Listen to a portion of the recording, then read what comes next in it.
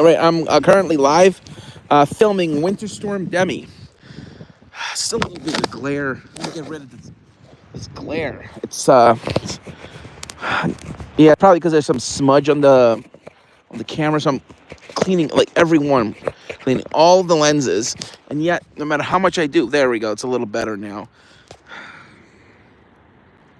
Yep, there's still some smudge. I can see it on the lens.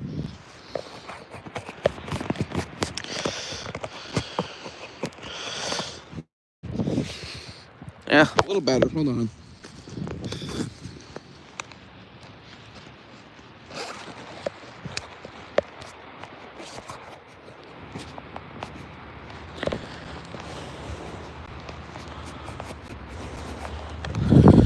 There we go. Perfect. Okay, so a plane just flew above me as I was starting the live stream. I checked because I heard the plane, even though it's cloudy and it's snowing, and the plane's flying above the cloud layer. I heard it pretty clearly. It's a plane that's going all the way from Atlanta to Zurich, Switzerland. But the crazy thing is, it's a pretty small plane. It's known as a GLEX. It's basically a Cessna, but a slightly larger. It's flying all the way at 41,000 feet, well above cruising altitude, very fast at 719 miles per hour. So very close to going supersonic. Why is it going so fast? Because there's a jet streak above us. The same reason we're getting this winter storm. Oh, another plane flying above us, likely going to Boston or Switzerland. Yeah, we're getting about a total of about 3 to 5 inches of snow, which is definitely winter weather advisory criteria, and that's why we're under a winter weather advisory. So I'm definitely happy about this. This is the first time I'm seeing snow since the beginning half of January. Today's January 20th. No, the 19th. Tomorrow's inauguration day, the 20th, and the day that Trump promised to reinstate TikTok. I actually would have been live on TikTok right now, but unfortunately, in my haste, after getting that message, I deleted the app. Because I was trying to download it using a VPN, but that didn't work because the App Store, yeah, it's kind of like they know that you're using a VPN and they won't let you download it. Thankfully, my Congresswoman Grace Meng, voted against the bill. Not going to talk about politics, but there were definitely some people, both parties, that were, even though this was technically a bipartisan bill, this bipartisan bill isn't really protecting Americans. It's actually, I think they're trying to do this so there'll be more censorship. So Americans can be monitored on the app. That's why I think this whole thing is happening, and it's really unfortunate. The app that really should be monitored, in my opinion, for any transgressions against Americans is Red Note. That's the app I would be worried about. First of all, they are heavy on censorship, and Red Note in Chinese, it's actually known as Little Red Book. If you know what Red Book is, it's Mao Zedong's book, Little Red Book that he wrote, his manifesto. That's what the app is named after. So, kind of sus, if you ask me. Not the fact that it's, from China and the app is named after a communist book that Mao Zedong wrote. That's the app I would be worried about. They're also very heavily on censorship, especially very transphobic, very homophobic, and very just against showing any skin. Like, there was a woman who posted a selfie showing just a little bit of her chest, like upper part, and boom, got banned. There was nothing suggestive about it and got banned. That's what I heard, This app, hopefully, yeah, I'm not, that's why I'm not downloading Red Note. I feel very safe on TikTok. And in fact, I've amassed more followers on TikTok in only a few months than I've amassed on this channel, my YouTube channel, that I've put so much blood, sweat, and tears in 14 years. In 14 years on YouTube, I've only amassed about 1,500 to 1,600 subscribers. But on the TikTok app, I have almost 2,500 subscribers in almost no time at all. I mean, just, I think it's because YouTube has done so much sense. Like, even YouTube has been doing more censorship as of late, and this is causing a lot of people to be less inclined to use the app. I guess they're using this to keep graphic content out of the channel. I mean, I understand why they're doing it, but unfortunately, you know, like I posted a video that was relatively harmless, and my channel got a community guideline strike for it. You know, it's just. But let's go back on why I started this live stream. It's about the weather. So this system is currently producing, I would say, light to moderate snow. We briefly had some heavier snowfall rates about 20 minutes, 30 minutes ago. In fact, most of the snow that's on the ground, even though it's been snowing almost the whole day since the early afternoon, almost all of the snow fell in the last couple hours, when a really heavy snow band came over just in the last hour. So basically, the heavier band of snow is now over Long Island, and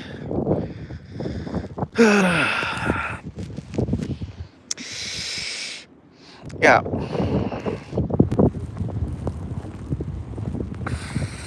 Anyway, the weather here right now in New York City, light moderate snow. Planes are still taking off and landing, meaning the runways are clear. This isn't like the worst storm New York City has seen, but this is the most significant snowfall in New York City since the last couple of years, actually. The weather in New York City has been getting warmer. Every year, the winter temperatures have been getting warmer. And the summer is no joke. Like, it's been really warm on the ocean. Like we haven't really broken any all-time records. The last time LaGuardia Airport reported a 102-degree temperature was back in 2007, I believe. Was when LaGuardia, I think, yeah, it was 2007. LaGuardia Airport reported 102 degrees in September. Or was that 2006? It was during the 2000s. It was September. It was the first week of September. LaGuardia Airport hit 102 degrees, and right after that, there was a pretty strong thunderstorm. That was the last time I've seen 100-degree temperatures in New York City. But overall, temperatures have been getting warmer in New York City. For instance, the ocean temperatures off New York City at that time, the warmest they would get, low to mid-70s, 74, 75 degrees. Off Long Island, 76 off of Sandy Hook, New Jersey. And then I would notice that each passing summer, the water temperatures would slightly increase with each summer. Some summers will be slightly cooler, but I've noticed a trend of increasing temperatures. When I was using Weather Underground Marine, I was looking at temperatures. But now, of course, I use the NOAA site to look at that. At the time, I was using Weather Underground Marine to look at ocean temperatures going back in time. Like, you know, you would have to click and look at the temperatures. I was working on a book, on a ebook, depicting a violent tornado hitting New York City in the summer. I'm not going to give all the details out of how the tornado outbreak happens, but it takes place in the late summer, early fall, because of ocean temperatures and a storm system coming in. So this kind of transpired in November of 2022, November 13th, 2022, Saturday, November 13th, a localized tornado outbreak hit Long Island. Tornadoes were weak, EF0, EF1s. Strongest one might have been an EF2, but I think it was an EF1 that was the strongest one. But the impressive part it's not the strength of the tornadoes, but how many there were. There were 6 tornadoes on Long Island that day, 6. In fact, there were 2 tornadoes on the ground at the same time within 1 mile of each other, right near the National Weather Service Upton office. And there was a tornado warning in effect, not for confirmed tornado. There were 2 though, but for radar indicated rotation. Even though there was clearly debris visible, it was very localized. It was a weak tornado. There were 2 weak tornadoes on the ground.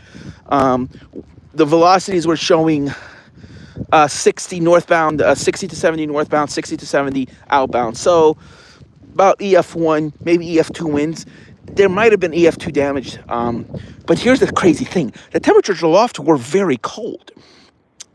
Temperatures in New York City didn't get above 60. However, out on Long Island, the winds were off the water where temperatures were in the low 60s. So it was actually more unstable on Long Island when normally it's actually more stable on Long Island. That day was an exception. And my book featured a tornado, strong tornado, EF4 plus hitting New York City. Not coming in from the southwest, but coming in from the west-northwest with similar tracks, similar storm tracks to the 2011 outbreak, either directly from the west or a slightly even northerly component from the west. Featured water temperatures in the low 80s when I wrote that book in 2015. Oh, when I started writing in 2016. It's still there on Google Docs. I just have to go back and find it. However, my prediction did come true, like verbatim, in 2020. During that record hurricane season that we had, for the first time, I've noticed water temperatures hit above 80 degrees. In fact, right before Tropical Storm Faye came up the coast the night before, I went and swam in the Atlantic Ocean, and it felt like I was in Florida. I was like, what the heck? It's so warm. Like, I got in, the waters were warm, very warm. And I immediately went on the marine website just to confirm that, like, I wasn't imagining things, that the water wasn't that actually, I wasn't imagining water temperatures being that warm. Sure enough, I was right. It really was that warm. It showed that water temperatures, not right along the coast, but off the coast, were in the 80s. Even off of eastern Long Island, water temperatures, the Montauk buoy reported 82 degrees. 82. That was the first time it broke 80. The buoy off of Montauk has never even got close to the upper 70s. And all of a sudden it was reporting 82 degrees. I figured that was probably from Faye, but Faye was still off the Carolinas at that time. And yeah, 2021, you know, the year that that Henri and Ida devastated, gave New York City record rains. In fact, Henri, the day that, when I was actually, that was the day that my YouTube channel got terminated because of my staff. That day, the day before, I was driving for Amazon, and it was pouring. Right, it was raining pretty hard. I figured it wasn't too bad, just some thunderstorms coming in. It rained pretty hard, but it wasn't crazy. There was no flooding where I was. However, when I got home, those cells passed right over Central Park. Thanks, Ryan. Passed right over Central Park, broke their all-time record, their 1 hour rainfall record. Previous was like 1.9 inches, and I think they broke it by like a tiny bit. And I was gonna go chase Henri, but I didn't know how to use the whole zip card thing. It was kind of complicated. The whole scanning process just didn't work. So I ended up canceling my subscription, but the rental, and I got my money back. So I decided I was just gonna sleep. So I ended my live stream. Apparently there was a glitch with Studio, and then my staff member did something they were not supposed to, while apparently there was a live stream going on that I wasn't aware of, and my channel got terminated. But no, let me get back on topic. 10 days later, Ida made landfall in Louisiana, went up the coast, and Ida was transitioning from a tropical to a non-tropical system. Keep in mind, water temperatures, Ryan Street. Ida was picking up very warm waters off of the Atlantic, because the water temperatures off New York were in the upper 70s yet again. Water temperatures for the third year in a row, surpassed 80. That was back in August, July and August, But the thing is, water temperatures off New York were still like in the mid 70s, which was way above average. Normally, water temperatures that time of year would be upper 60s, low 70s, but we were in the mid to upper 70s. And my God, it poured.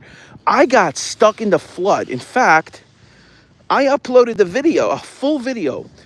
First, when I was in Manhattan, it was a whole compilation of videos, including the one I uploaded on Twitter, which I pinned on X, showing me on the bus getting flooded right when the worst of the storm was happening. I was also in front of the Central Queens Mall when it was pouring, and I saw fire trucks heading towards Brooklyn. I knew that was going to be a water rescue, considering I was under a flash flood emergency. Yeah, I was under a flash flood emergency, so I knew those were water rescues. And you know that record that was broken the day Henri made landfall? Just 10 days later, that record was shattered. That record just was blown up and torn to smithereens. Just in 10 days, the record was shattered by Ida's remnants. Over 3 inches in an hour. In fact, I think the exact amount was 2.9 inches in 1 hour.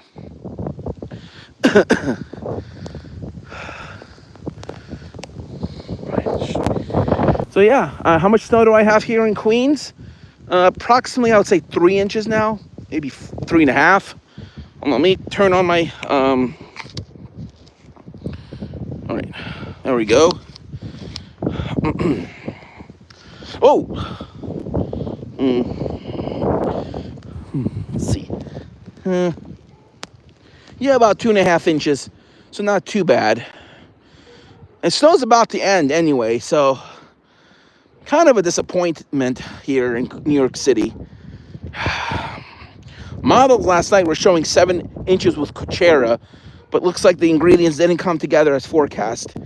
So, also technically, doing it in the grass doesn't really count. Let me see how much came down. Yeah, about 2 to 3 inches. I'm going to go back around because I measured in a car about 20 minutes ago. It's close to 2 inches. Yeah, this is kind of a lackluster storm. Normally when snow's coming down like this with the current wind direction, it would normally be a big snowstorm. But it's a very weak low passing up the coast. However, the models are showing that February is going to be very, very stormy for New York City.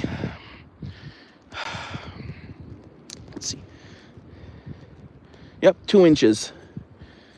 And the grass is 2.5, so 2 inches looks like so far.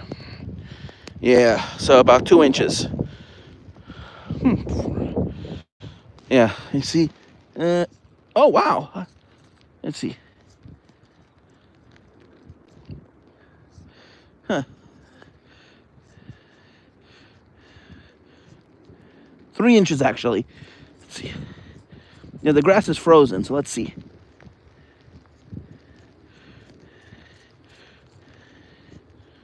Yeah, 2.5. Just want to make sure I'm not going deep into the grass. Hold on.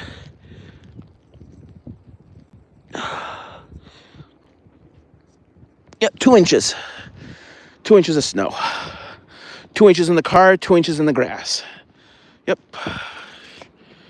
Hold on. 12.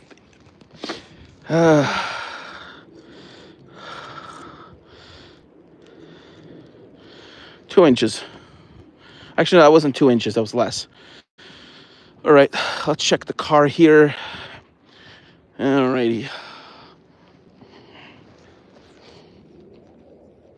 Okay, here on this pavement, now 2.5, a little bit above 2.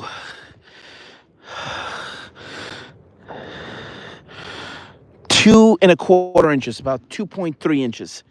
2.3. All right, 2.3 inches. Good thing there's no wind drifting the snow around. So yeah, gotta go. My phone's down to 12%. So I'm ending the live. So far, 2.3 inches. I'll say another half an inch to go. Let me check the radar just to make sure, so I can tell you how much more snow we're going to get. All right. All right, I just checked. The snow is tapering off. Yeah, the back edge of it, the edge of the snow, is in southwestern New Jersey, but it's very light. The whole, like, it's basically like this all the way down to southern New Jersey. There's no more heavy snow. All the heavy snow is now in Long Island. Like the Upton is getting some very heavy snow right now. So I think eastern Long Island might get maybe 4 or 5 inches based on what I'm seeing. Here in Queens Village, I think a total of just under 3 inches is what we're gonna get. So about, I think for the New York City area, between 2 to 3 inches, with Long Island around the Islip area getting about 3 to 4, with the Upton area getting closer to 4 to 5 inches based on what I just saw on radar. There's a very heavy snow band affecting the Upton National Weather Service area. So I think Upton is going to get quite a bit of snow. I'm going to go off topic for just a second to talk about volcanic activity.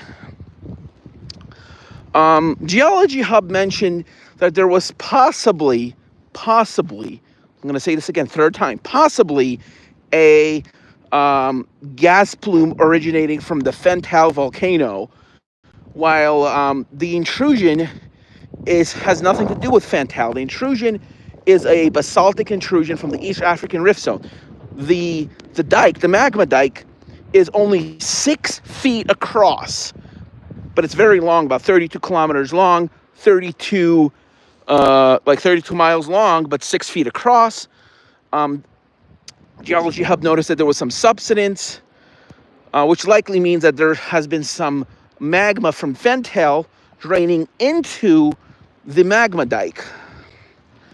There's been some earthquakes this evening, some, I'll say, magnitude 3 to 4 earthquakes. However, I'm not very concerned about the East African Rift Zone now, as the strongest earthquakes have abated as the magma dike has propagated further north and east. The earthquake's being caused by the magma breaking rocks as it's horizontally traveling north along the intrusion, northeast to southwest. Also, Campi Flegrei will likely have some very impressive earthquakes. Maybe not as impressive as April and May of last year, but nonetheless impressive, especially the end of next month into the beginning half of March is going to be very active. So I wouldn't be surprised if we see at least 1,000 earthquakes for next month and March, and maybe part of April, depending on when the highest intensity starts. But March has the potential to be very active at Campi Flegrei, seismically speaking. A lot of earthquakes, likely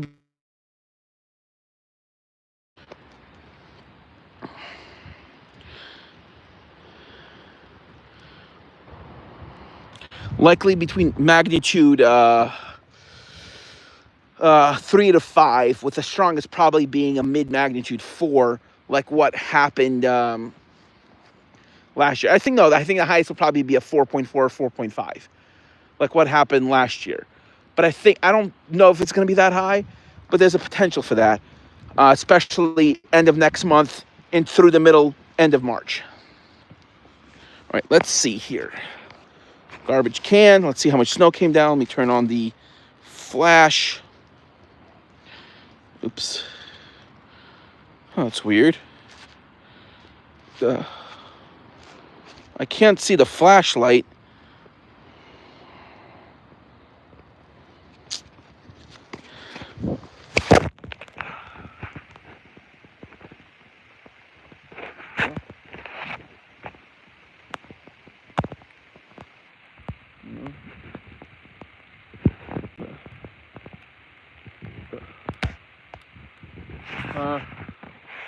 Hold on, let me try this again. There we go. Okay, the glitch is over, thankfully. Let me check again here. Yep, just about 2 inches.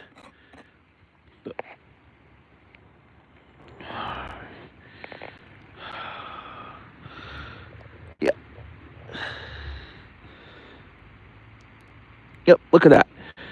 2.25 inches. All right, I got to go now. So again, very active month, likely for end of February through March. Maybe going to April. Why? Yes. Why isn't like the earthquakes? They were kind of happening cyclically, because there was a big uptick in September and October of 2023, followed by a swarm in February, March. April and May.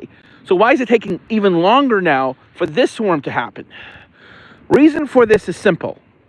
The uplift rate at Campi Flegrei has slightly slowed down from approximately 15 to 20 millimeters a month to 10 to 15 millimeters a month. The slightly slower uplift rate means that the time for the seismic tension to build has elongated. Also, the quakes were very powerful, so a lot of tension was released, like a lot of it. In fact, more seismic energy was released with a slower uplift than during the 1982 to 1984 seismic crisis. Because yes, you had very high uplift rates, but the quakes were very constant. A lot of low magnitude 2s and 3s, a few 4s. But what does these higher magnitude mean with the slower earthquakes? It means that the ground is becoming more unstable. And more unstable ground means you're going to have more frequent earthquakes, but also the uplift rates slow down. So that means that maybe because the ground's becoming more brittle now, there's a likelihood chance that the next set of quakes, when they do happen, could be stronger, potentially. But it also means that maybe because the uplift rates are slower and all this tension was released, it's going to take longer for the tension to build up to the point of those earthquakes. So my prediction is about this month to see about 200 to 300 earthquakes. Next month between 8 and 1,200, and March also between 8 and 1,200 earthquakes, with April between 4 and 900. With a decreased amount of earthquakes through the summer and early fall, with a likelihood potential of another significant earthquake swarm around this time, around February and March, around December and January of 2025. We might see another swarm of this year. Towards the end of this year, we might see a second swarm. Might also happen up to a year, so between November, December, January, and February of the going from the winter of 25-26, might see a second swarm at Campi Flegrei, second seismic crisis. All right, thank you all for watching, and I will make another video in about an hour or two to make my final snowfall total when the snow ends. It's likely going to be just under 3 inches, so about 2.7, 2.8, maybe 3, but unlikely, as the snow is already tapering off to light snow showers right now. Right, thank you all for watching, and please don't forget to like and subscribe. I'm also likely going to be downloading Twitch instead of YouTube now, so follow me on Twitch, same username.